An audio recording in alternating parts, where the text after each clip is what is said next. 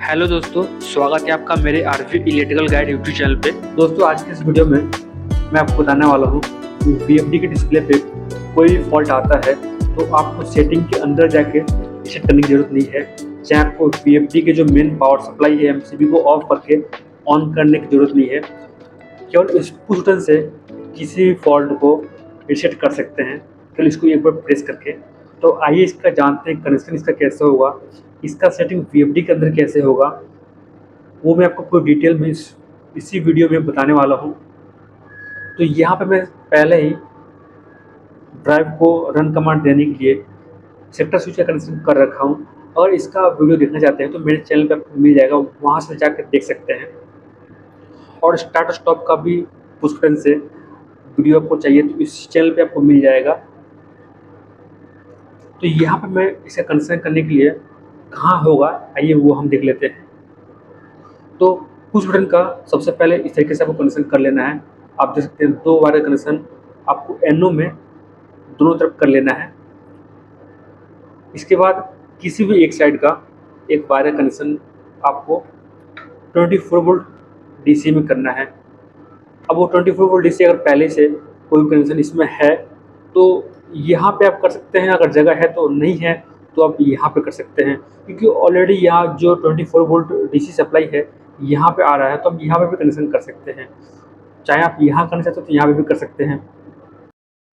तो हम यही करके देख लेते हैं कनेक्शन सही से हो पा रहा है कि नहीं। अगर यहाँ जगह है तो यहीं कर लेंगे, नहीं तो हम यहाँ करेंगे।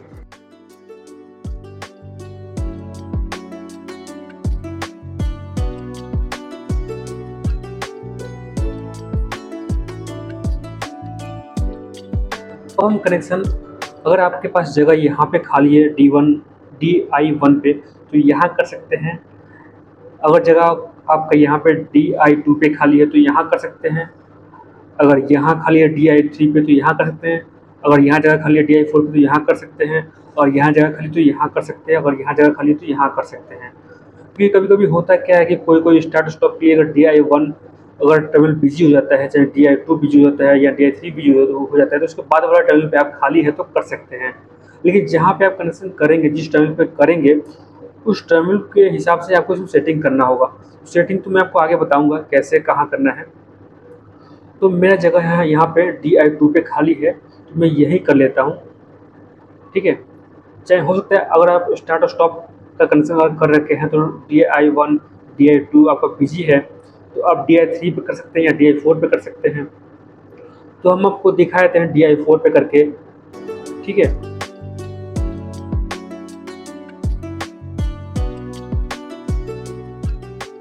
तो DI4 पे हमने कनेक्शन कर दिया है।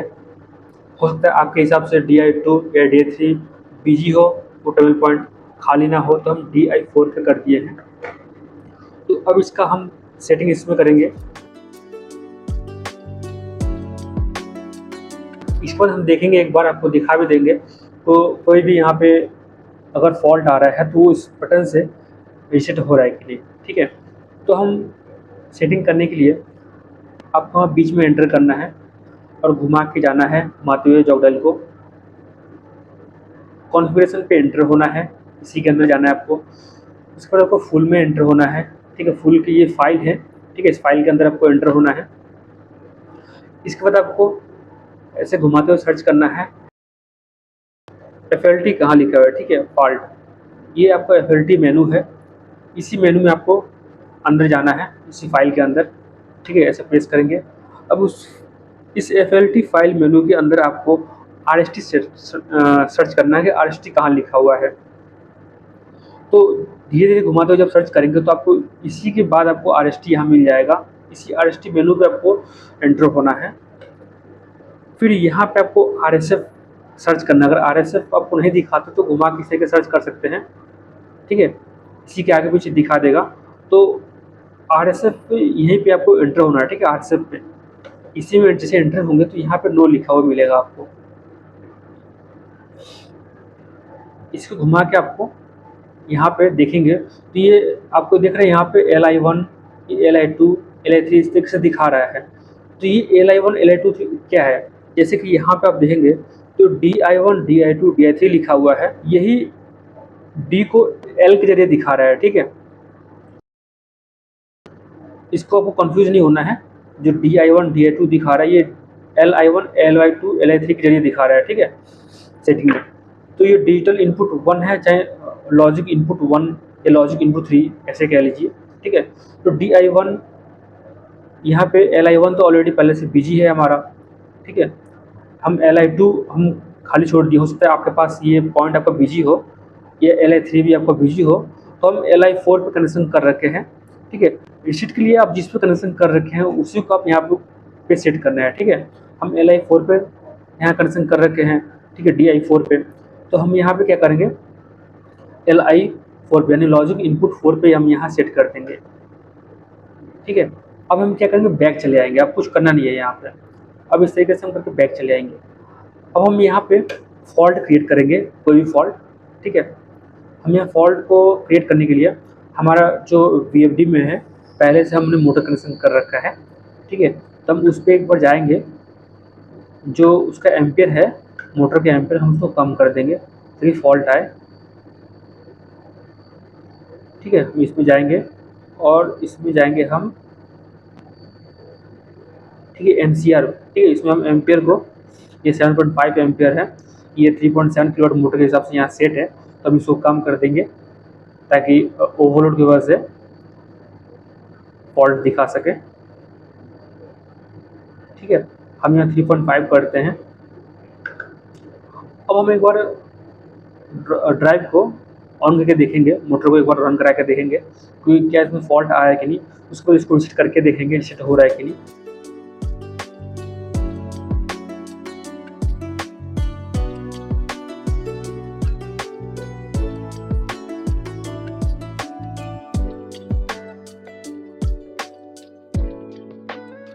तो यहाँ पे आपको एक बार मोटर को सामने कर देना ताकि मोटर भी दिखे आपको रन हो रहा है कि नहीं। तो मैं इसको ऑन करता हूँ, तो देख पा रहे हैं ये फॉल्ट तो तुरंत दिखा दिया, मोटर रन भी नहीं किया। अब इसको रीसेट करके देख लेते हैं, इसको हम ऑफ कर लेते हैं, ठीक है। तो यहाँ से देखते हैं कोई रीसेट हो रहा है कि नहीं। तो देख पा रहे हैं यहाँ से रीसेट नहीं हो रहा है, ठीक है। हम यहाँ से करके देखते हैं, तो देख पा रहे रीसेट हो गया, ठीक है, रेडी लिख के आ गया। अब इसको हम ऑन कर सकते हैं, दोबारा एक बार करके देख लेते हैं। तो देख पा रहे रन होने से पहले ही ये फॉल्ट आ जा रहा है, तो हम दोबारा एक बार रीसेट कर लेते हैं। एक बार रीसेट हो गया। एक बार मैं आपको रन करके भी दिखा दे रहा हूँ मोटर रन हो रहा है कि नहीं।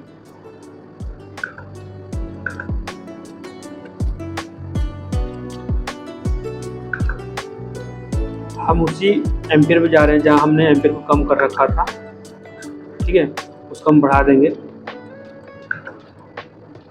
अब एक बार ड्राइव को हम स्टार्ट करके देखते हैं। तो देखो ड्राइव रन भी हो रहा है, मोटर रन भी हो रहा है, ठीक है। तो इस तरीके से आप सेटिंग कर सकते हैं। अब इस पुश बटन को आप कहीं पे भी किसी भी पैनल के बाहर आप माउंट कर सकते हैं। अगर आपका ड्राइव पैनल के अंदर है, वहाँ पे बार बार आप नहीं जा पा रहे हैं पैनल के पास, तो आप इस बटन को कहीं पे भी आप अपने हिसाब से माउंट करके, अपने हिसाब से उसको हेल करके आप इस बटन से तुरंत VFD को रीसेट कर सकते हैं किसी भी फॉल्ट के कारण। मुझे उम्मीद है कि आज का वीडियो आपको समझ में आया होगा। इसी तरीके से और भी वीडियो देखने के लिए मेरे चैनल को सब्सक्राइब और बेल आइकन को प्रेस कर लीजिए ताकि हर एक वीडियो को नोटिफिकेशन आप तक मिलती रहे। वीडियो देखने के लिए बहुत बहुत धन्यवाद आपका। मिलते हैं किसी अगले वीडियो में।